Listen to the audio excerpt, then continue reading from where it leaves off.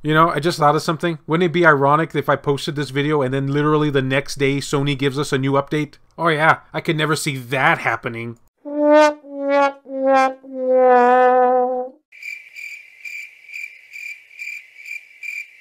Greetings fellow Vita fans, this is James with PS Vita at 2 AM coming at you once again with another exciting video. And if you're new here and love everything PlayStation Vita, don't forget to subscribe. Right now I am going to put upon you a very philosophical question. Do you all think that we will be seeing a PlayStation Vita firmware update 3.74 anytime soon? Let me know what you think down in the comment section. What brought this to mind is that I happened to be looking at one of my older videos and couldn't help but notice, wow, I made that all the way back in October and we still haven't received a new firmware update since then. Now I know some of you out there might be thinking, well, that's not really such a big deal. I mean, firmware updates do take time to produce. Now when you really stop and think about that though, it's technically been even longer than that. Oh, I think I'm blowing some minds. Hear me out here. According to my sources here, and that being Google, and my failed memory, is that Sony unveiled on us the firmware 3.71 update back in the middle of 2019. I believe it was around July. Why am I bringing up 3.71 now, you might be wondering? Well, that's because 3.71 is technically the last firmware update that actually did anything to block exploits. That being, I believe, Trinity at the time. 3.72 has done nothing, and 3.73 has done nothing, other than, of course, taking away our group chat from the PS4 to PlayStation Vita. Again, still hating on you for that, Sony. Boy, that's a lot of system performance updates you'll be giving us lately. You'd think our Vita would be able to do 4K by now. The long and short of it is, Sony's been awfully quiet about trying to take away exploits, despite the fact that 3.73 was not that long ago, because again, it did nothing other than just give us that little bit of text that said the PlayStation Vita and PlayStation 4 are no longer compatible. I'm crying on the inside. And to me, it kind of does make sense, because when you really look at things the way they are, the timing is kind of right on this. The PlayStation 5 is just on the horizon for this year, and everybody is busy talking about that. Seriously, just look up PlayStation 5 on YouTube to find all those videos. So once the PlayStation 5 comes along, then the PlayStation 4 will technically be Sony's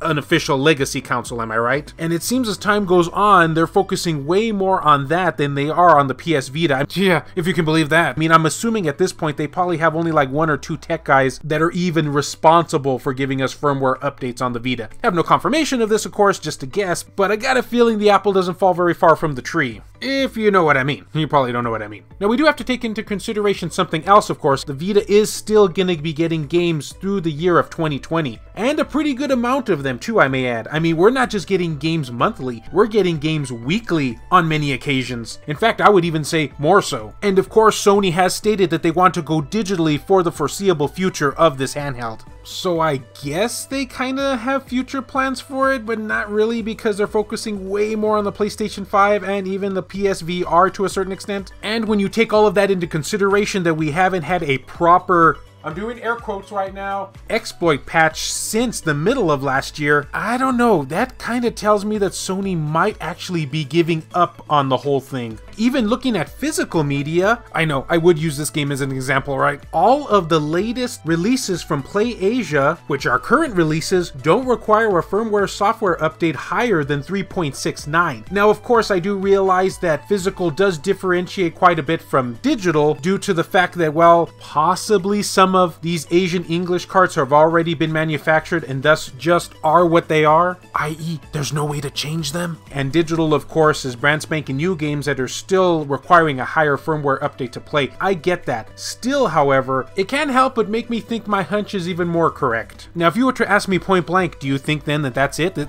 3.73 is like the final update we're ever gonna see? No, I wouldn't go that far now. They might do an emergency update possibly in the future, but something like totally, completely unrelated to hacks, or they could do, and I think this is a bit more of a higher chance, one final firmware update that patches everything, the whole enchilada. Great, now I'm hungry, which I believe at this point is like H Encore 2 currently. I don't know, I just can't help but notice that they seem to be caring less and less as time goes on. And I'm kind of seeing the writing on the wall here. Anyway, this was just a few things that had been on my mind as of recent, and I wanted to make a video on it to share it with you guys. But what do you all think about this? Do you have a hacked PlayStation Vita? Do you think that we'll be getting a possible 3.74 in the foreseeable future? If we did, I'm going to be assuming that it probably won't be happening anytime soon. Maybe mid-2020 at the earliest. But of course, that's just an estimation.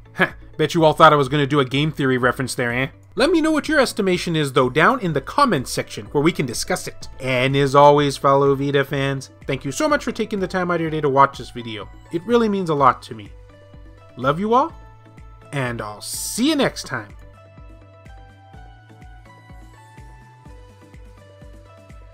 The following video has been brought to you in part by all of these wonderfully generous people, including Phantom XRS, Saul Ramirez, Kyle Brooks, JR, E-Rock, Pierce Sterner, Adam Theory, Sculpture Tugel TCG, David Ray, BMF, Ruben Gutierrez, Joshua Williams, Jared Haddo, Kevin Enright, Heston Joseph, Aaron Swanson, Rodrigo Vera, Hero Acer, Adam Sony, Dennis R. Huggins Jr., Richard Cruz, Buzz Sayin, Jelle, Mario Cruz, Larry Anderson, Jace Bellerin, Neo Arashi, Reiko Star, and Matt Fox. If you yourself would be interested in supporting the channel, check the links down in the description below. I have more than one way to do so down there, and maybe you'll see your name up in the video someday. Actually, you'll definitely see your face up in the video someday. I give that to all tiers. It's like a going out of business sale. Everything must go.